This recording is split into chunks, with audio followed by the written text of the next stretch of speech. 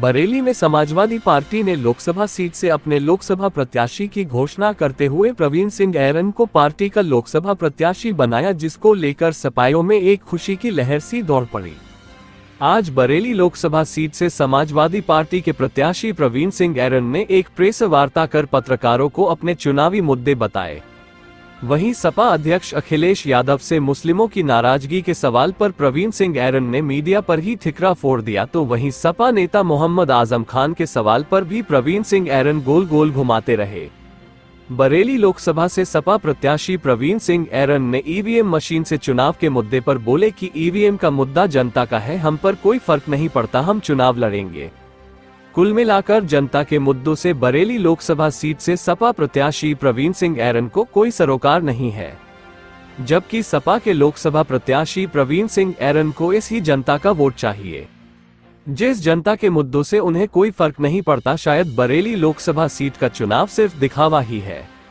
जो सपा प्रत्याशी प्रवीण सिंह ऐरन को जनता के ईवीएम के मुद्दे से कोई फर्क नहीं पड़ रहा है, जिसका संकेत सपा के लोकसभा प्रत्याशी प्रवीण सिंह ऐरन दे रहे हैं। वहीं देखा जा रहा है कि सुप्रीम कोर्ट के वकील ईवीएम मशीन को हटाने के लिए दिल्ली में मोर्चा संभाले हुए हैं, तो वहीं देश के तमाम सामाजिक संगठन भी ईवीएम मशीन के विरोध में प्रदर्शन कर रहे हैं। तो वहीं देश भर में ईवीएम मशीन को लेकर हाहाकार मचा हुआ है। मगर समाजवादी पार्टी के बरेली लोकसभा सीट से प्रत्याशी प्रवीण सिंह ऐरन को ईवीएम मशीन के मुद्दे से कोई सरोकार आखिर क्यों नहीं है, ये तो समझ से परे हो गया है। अब देखना ये होगा कि लोकसभा चुनाव में समाजवादी पार्टी ने प्रवीण सिंह ऐरन पर विश्वास जताया है, तो क्या प्रवीण सिंह ऐरन लोकसभा का चुनाव जिताकर क्या समाजवादी पार्टी के खेमे में डालेंगे, या पिछली बार मेयर चुनाव की तरह इस बार भी समाजवादी पार्टी कुछ नया खेल खेलेगी। NA18 के लिए बरेली से नाजिश अली की रिपोर्ट। समाजवादी पार्टी की तरफ से तो इस पर क्या कहना चाहेगा, चुनाव की रणनीति क्या होगी? सदिच्छा, समर्पण और सेवा, यही हमारी रणनीति है। पहले भी रही है और आगे भी ये रहेगी। ईमानदारी और डेवलपमेंट, रोजगार, ये हमारी रणनीति। हम निश्चित रूप से निजी सेक्टर में बहुत कई कारखाने लगवाएंगे। हम अगर जीतेंगे, सरकारी तंत्र तो अब इन्होंने बेच दिए, बनी बनाई सड़कें बेच दी और बहुत कौड़ियों के दाम पे बेच दिए। अरबों खरबों रुपए की कंपनियां, भारत पेट्रोलियम आप जानते हैं कितनी प्रतिष्ठित कंपनी, जिसका अरबों रुपए का जिसकी संपत्ति है देश में, उसको बेच दिया। अब वो रिलायंस पेट्रोलियम है, भारत रिलायंस जीती। तो ये जो है, हम निजी सेक्टर में बहुत फैक्ट्रियाँ लगवाएंगे, रोजगार के साधन बढ़वाएंगे और डायरेक्ट एम्प्लॉयमेंट हो या इनडायरेक्ट एम्प्लॉयमेंट हो, इसकी व्यवस्था करेंगे निश्चित रूप से। और देश में सांसद का ये वर्क काम नहीं होता कि वो खामोश रहे, चाहे वो अन्ना हजारे जी का मसला हो, चाहे वो निर्भया कांड का मसला था। आप सब जानते हैं कि मैं टीवी पे हमेशा दिखाई पड़ता था। इन सारे मुद्दों पे मैंने अगर जरूरत पड़ी तो जनता के पक्ष में खड़ा हुआ, ना कि दूसरे बिंदुओं के आधार पर। तो हमारी रणनीति वही रहेगी कि हम बेरोजगारों की आवाज उठाएंगे, तो करेंगे। आप अपना प्रतिनिधि किसको मानते हैं? जो भाजपा का कैंडिडेट होगा उसे मानेंगे। और माननीय संतोष जी का ऐसा लगता है कि वो उनका टिकट हो गया है और होगा, तो फिर हम लोग का चुनाव होगा। वो हमारे बड़े भाई भी हैं और हमारे बड़े अच्छे संबंध हैं, लेकिन हम उनका नाकारा जो इतिहास रहा है 8 वर्षों का, 8 जो कार्यकाल उन्हें मिले, ऐसा बहुत ही बरेली की जनता ने इतना सम्मान दिया। और उसके बाद उस व्यक्ति ने, उन हमारे माननीय संतोष जी ने, इतना एक तरह से मैं कहूँगा कि ये धोखा है बरेली की जनता के साथ। आंखों में धूल झोंकने का काम है कि कभी फलाना मियाँ को खड़ा कर दिया, कभी ये कर दिया, कभी दंगा, कभी ये, कभी वो। इस तरह की जो शासकीय जो नीतियाँ बनाई गई, तरीके करे गए, अपनाए गए, वो गलत थे। और अब जनता उसका जवाब देगी। जनता वेट कर रही थी 5 साल पूरे हो, और मुझे नहीं लगता कि एक बार फिर, और मुझे काफ़ी लगता है कि ये सब को ध्यान में रखते हुए हो सकता है वहाँ का टिकट बदल जाए। एजुकेशन सेक्टर में, हेल्थ के सेक्टर में और इकोनॉमी के सेक्टर में क्या आपका विजन है? इकोनॉमी में मैंने बताया कि ऐसी अर्थव्यवस्था होनी चाहिए जिससे विकास का लाभ समाज के हर वर्ग को मिले, और सिर्फ विकास का मतलब ये नहीं हो कि सड़क बन गई तो वो भी चल रहे हैं, हम भी चल रहे हैं।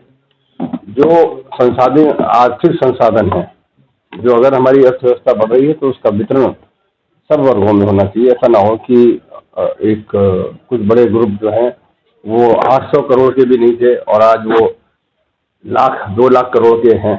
तो ये जो है ये नहीं होना चाहिए, और जनता की माली हालत खराब होती जा रही है। आपके राष्ट्रीय अध्यक्ष ने 300 बेड का अस्पताल बनाकर खड़ा कर दिया, उसका सफेद हाथी बना हुआ सरकार की। ये बात सही है कि 300 बेड का अस्पताल बनवाने में मेरी जो सूची थी, वो सूचना थी, और वो जो हमने किताब छपाई थी उसमें उसका जिक्र भी था। उसका उपयोग नहीं कर पा रहे हैं। हमने ये जो बनवाया था, जिसे आप कहते हैं ना, वो रीढ़ की स्पाइन इंजरी वाला था, ये सारा करवाया था, केंद्र के पैसे से बना। और उसमें हम कुछ पत्रकार साथियों की भी बड़ी मदद। क्या हुआ? तमाम सारी चीजें हैं। आप जानते हैं कि जितने भी प्रोजेक्ट हम लोग लेके आए उसका उपयोग तक नहीं कर पा रहे। मतलब अकर्मण्यता की लिमिट है, नकारापन की लिमिट है कि जो चीज आपके पास है उसको नहीं कर पा रहे हैं सब। जो हर चीज में कहीं सिंसियरिटी नहीं, क्योंकि जब ये भ्रष्ट होंगे सारे अधिकारी, जो कहने को ईमानदार, और वो ऐसी ईमानदारी की 5000 करोड़ रुपए कितना है वो बॉन्ड जो हुए, सरकारी बॉन्ड, इलेक्टोरल बॉन्ड 5600 करोड़ के हैं। 5600 करोड़ का बताइए पैसा इकट्ठा कर लिया अपने नाम, 95% ऐसा खुला भ्रष्टाचार। और उसके बाद उसके फेवर हो रहे हैं, सब चीज सामने आ जाएगी। माननीय सुप्रीम कोर्ट ने रखा, नाम आ जाएंगे किसने दिया था और उसको कितने करोड़ रुपए का फायदा पहुंचाया गया। तो आज ये कानून के कटघरे के समय है ये मोदी सरकार, और अब जनता के भी कटघरे में, दोनों तरफ से। 2024 से जो है कि ईवीएम का जो मुद्दा बार बार उठता रहता है, उसकी समाप्त क्या चाहिए? ईवीएम मशीन से चुनाव हो या ना हो? ईवीएम से हो, हमें इससे बहुत फर्क नहीं पड़ेगा, हम नहीं इसके खिलाफ है। जनता में जरूर इस बात का इच्छा है कि बैलेट पेपर से चुनाव हो। जहाँ तक हमारा सवाल है, ईवीएम से होगा तो भी हम फेस करेंगे, और ये सुनिश्चित करेंगे केंद्रीय बलों की मदद से और दूसरे से और आप लोगों के उससे कि बेईमानी ना कर पाए। लेकिन जनता चाहती है कि बैलेट पेपर से हो, क्योंकि अमेरिका में बैलेट पेपर चल रहा है, ऑस्ट्रेलिया में चल रहा है, तमाम दूसरे देशों में चल रहा है, विकसित देशों में चल रहा है, जिनका मॉडल बनाते हैं। तो इसमें क्यों नहीं बात रही? तो सवाल का जवाब उन्हें देना है कि अगर मोदी जी वाकई में 370 कह रहे हैं, 370 आएंगी, 400 आएंगी, तो फिर करें, वो उसको चुनौती को स्वीकार करें और करें चुनाव पारदर्शी तरीके से, बैलेट से चुनाव करें। जनता चाहती है, हम लोग तो कर ही लेंगे, पहले भी लड़े फिर लड़ेंगे। आजम खां मामले में कुछ मुस्लिम वर्ग राष्ट्रीय अध्यक्ष से नाराज है।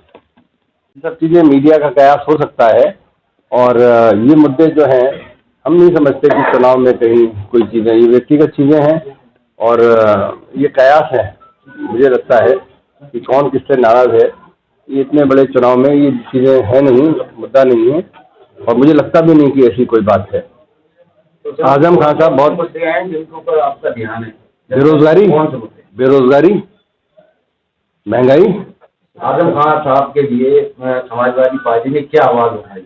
आजम खान साहब के लिए जो स्तर किया जाता है उसे कानूनी नेता माने जाते हैं, वो उस पर आपकी अभी आजम भाई बहुत हमारे सम्मानित साथी हैं, हमारे बड़े भाई हैं, हम बहुत उनके समर्पित उससे हैं। लेकिन आज हमारी जो प्रेस कॉन्फ्रेंस है वो जनता के सरोकारों से संबंधित है, तो वो इशू जो है उस पर डाइवर्ट अगर आप मुझे करना चाहते हैं तो मैं नहीं होगा, वो आप मुझसे बात करिए, हम आपको जवाब देंगे। ये माना जाता है कि मुसलमान वोटर समाजवादी पार्टी को सपोर्ट करता, माना जाता है सर या नहीं माना जाता? आप जो कह रहे हैं मैं उस विवाद में पढ़ने वाला नहीं।